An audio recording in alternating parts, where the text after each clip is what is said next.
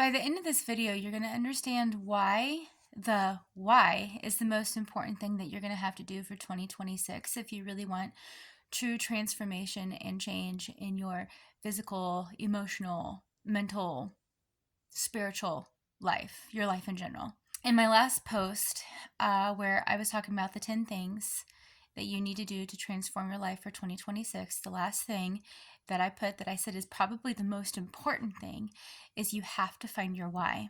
And your why will look different with each thing that you are attempting to do and to transform about yourself. I'm going to go through some examples about my own personal whys and what I want to do for 2026 so that you can kind of see why is the most important thing.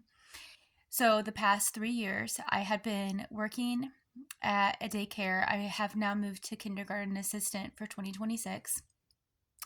But in those 3 years of working at the daycare, it was very, very hard on most days. It depleted me mentally, energetically, spiritually, physically, in a lot of different ways. And there were a lot of days where if I was going based off of just of sheer willpower, I would have never made it. I would have quit a long, long time ago. But my why was my kids. I needed to keep working so that my kids could continue to have a life that I've always wanted them to have, that they could continue to go to their private school so that they could continue to grow closer and closer to God. They can continue to have opportunities with different colleges so that they can do what it is that they want to do in life to make their life, not just this little bit of their life, not this blip, but their whole life better. And if that took me working for a few years in order to make sure that their entire lives were changed and better for it, then I was going to do that. If it meant that my husband didn't have to take and work a ton of overtime and physically drag himself through the mud and drive himself into the ground, I was going to work in order to make sure that I could financially help him with my kids' school tuition. My kids and my husband, they were my why. And so on the days where I felt like I just could not do it anymore, I remember that it wasn't for me, it was for them. And that why is what kept me going. For next year, one of the things that I was talking about is better nutrition, working out more consistently a few times a week. Now, 100% of the time, you can't have yourself down as your why, because if you are just doing it for yourself, there are going to be days where you wake up and you just don't want to.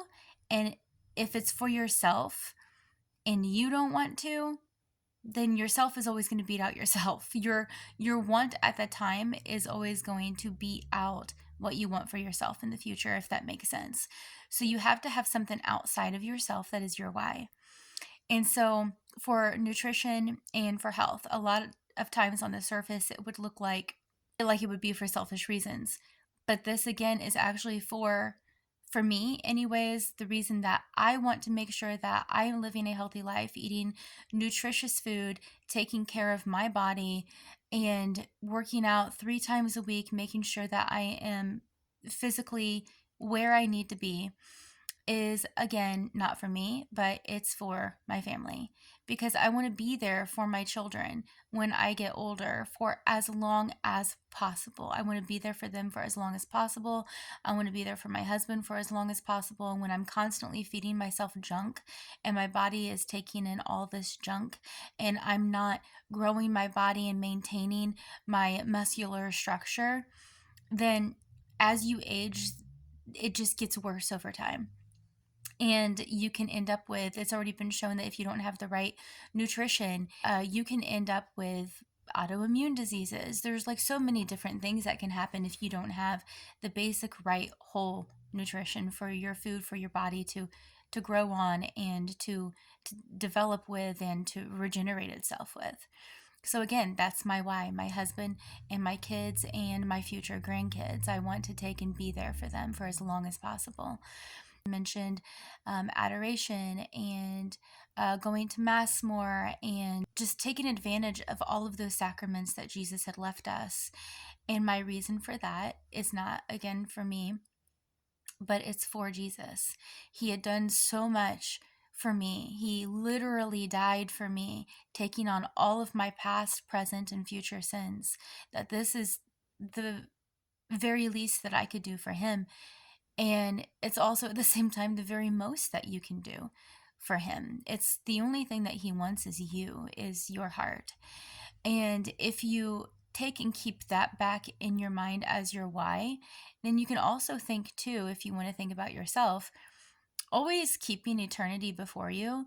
You have to think that, like, why are you doing it for heaven? Why are you doing it for your soul?